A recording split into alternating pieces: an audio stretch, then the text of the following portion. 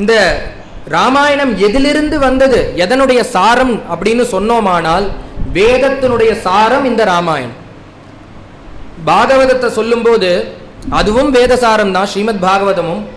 அதை சுகாச்சாரியால் எப்படி சொல்றாருன்னா, நிகம கல்பத்தரோர் கலிதம் பலம் சுகமுகாத் அமிர்த திரவ சம்யுதம் பிபத பாகவதம் ரசமாலயம் முகுரகோ ரசிகாஹா புவி பாவுகா. அது எங்கேந்து வந்தது? அந்த ஸ்ரீமத் பாகவதம்ங்கிற கிரந்தம் எங்கேந்து நம்மளுக்கு கிடைச்சதுன்னா, வேதமாகிற மரத்திலிருந்து பகவான் கிட்டேந்து வேதம் உண்டாச்சு. எஸ்ச நிஸ்வசிதம் வேதாகா, அந்த வேதத்தினுடைய ரசம் தான் இந்த பாகவதம். அது எப்படி இருக்குன்னா, நிகம கல்பத்தரோகோ கலிதம் பலம், அந்த வேதமாகிற மரத்துல உண்டான பழம்தான் இந்த பாகவதம். அதுவும் எப்படி இருக்குன்னா, சுகமுகாத்து அமிர்த திரவ சம்யுதம். ஒரு மாம்பழம் இருக்குன்னா பழுத்திருந்தா அது ரசமா இருக்கும். இந்த பாகவதமாகிய பழத்துக்கு ரொம்ப டேஸ்ட் ஜாஸ்தி. ஏன் டேஸ்ட் ஜாஸ்தின்னா, கிளி கொத்தின பழம்ங்கிறதுனாலேயே அதுக்கு டேஸ்ட் ஜாஸ்தி. இந்த பாகவதம்ங்கிறத இந்த கிரந்தத்தை இந்த பழத்தை எந்த கிளி சாப்பிட்டுதுன்னா, சுகமுகாத்து அமிர்த திரவ சம்யுதம். சுகருங்கிற ஒரு கிளி சாப்பிட்டுதே, அதனாலேயே அதுக்கு ரசம் ஜாஸ்தி. லோகத்துல எல்லாரும் சொல்லுவா கிளி கொத்தின பழத்துக்கு ரசம் ஜாஸ்திம்பா. அது யதார்த்தம் கிடையாது. ரசமா இருக்கிற பழத்தை தான் கிளி கொத்தும். அதனாலேயே இந்த ரசமா, இந்த லோகத்திலேயே எத்தனையோ கிரந்தங்கள் இருந்தாலும் சுகாச்சாரியால் ஏன் போய் அந்த கிரந்தத்தை தொட்டார்? ஞானியான சுகாச்சாரியால் ஏன் அந்த கிரந்தத்தை தொட்டார்னா, ரசம் ஜாஸ்தின்னு எப்படி கிளிக்கு தெரியுமோ அது போல இந்த சுகாச்சாரியாளுக்கு தெரியுமா இருக்கிறதுலே ரசம் இந்த ஸ்ரீமத் பாகவதம்னு. அதனால அதை போய் அந்த ரசத்தை பருகினார். அவர் சாப்பிட்டது மட்டும் இல்ல, பரீட்சத்துக்கு எடுத்து கொடுக்கிறார். அதனால நம்ம லோகத்துக்கு கிடைச்சது. அது வேதசாரம். கலிதம் பலம் சுகமுகாது அமிர்த திரவ சம்யுதம். அதுபோல இந்த ராமாயணம்ங்கிறதும் வேதசாரம் தான். எப்படி வேதசாரம்னா, வேதவேத்யே பரே பும்சி ஜாதே தசரதாத்மஜே வேத பிராஜேதாதாசீத் சாட்சாத் ராமாயணாத்மனா. இந்த வேதவேத்யனான பகவானுக்கு ஆசை என்ன? ஆசைன்னா, மனுஷனாக அவதாரம் பண்ணணும், தர்மத்தை எடுத்து லோகத்துக்கு நடத்தி காமிக்கணும். அப்படிங்கிற காலத்துல பார்க்கிறார், தசரதனுக்கு குழந்தையா பிறக்கணும்னு சங்கல்பம் பண்றார். எப்படி இந்த வேதம் அவதாரம் பண்ணதுன்னா, வேதவேத்யனான பகவான் அந்த தசரதனை வியாதமா வச்சுண்டு ராமாவதாரம் பண்ணிவிட்டார். அந்த வேதம் இருக்கே, வேதத்தினுடைய அர்த்தமான பகவான் ராமாவதாரம் பண்ணிவிட்டார். அந்த வேதம் இருக்கே, அதற்கு ஒரு சொரூபம் வேணும். அதை என்ன பண்ண, அந்த சொரூபம் நிற்கிறது.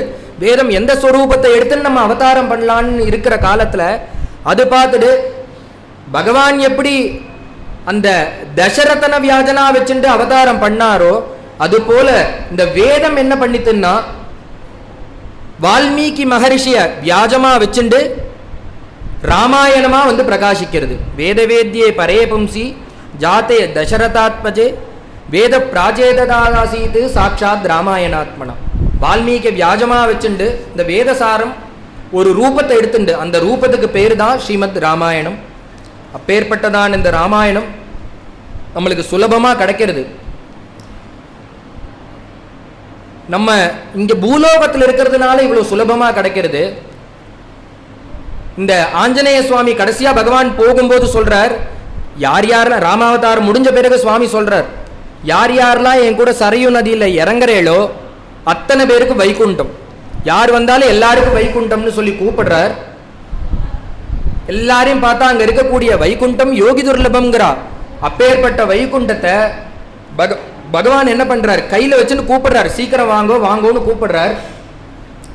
பார்த்தது சைத்தன்யம் உள்ள வஸ்து, சைத்தன்யம் இல்லாத வஸ்து, புழு பூச்சி மரம் செடி கொடி எல்லாரும் அந்த சரையு நதி தீரத்துல இறங்கி விடுறா.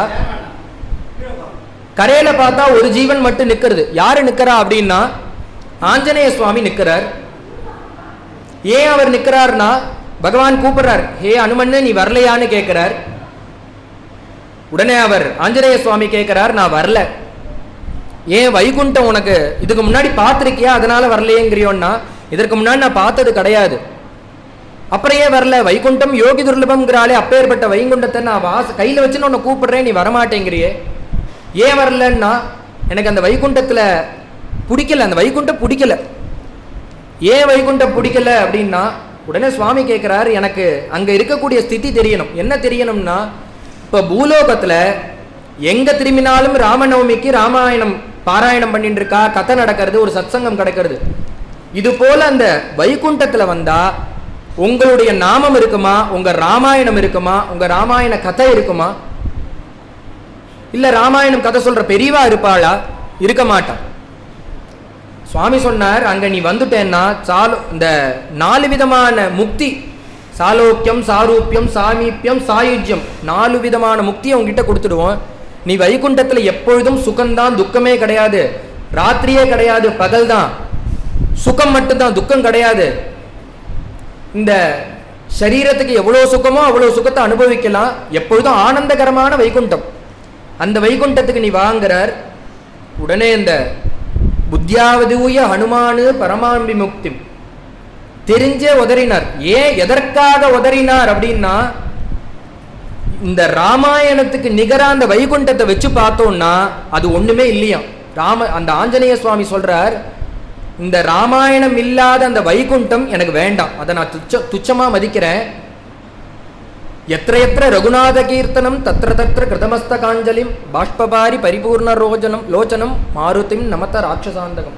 இந்த ராமாயணம் இல்லாத வைகுண்டம் எனக்கு வேண்டவே வேண்டான்னு உதறி தள்ளிவிட்டு இங்கேயே இருக்கார். எங்க இருக்காருன்னா, இப்ப கதை நடக்கிறதே இங்கேதான் இருக்காரு அந்த ஆஞ்சநேய சுவாமி. அப்பேற்பட்ட மகத்துவமுடைய இந்த ராமாயணம் நமக்கு சுலபமா கிடைக்கிறது இந்த ராமநவமி புண்ணிய காலத்துல.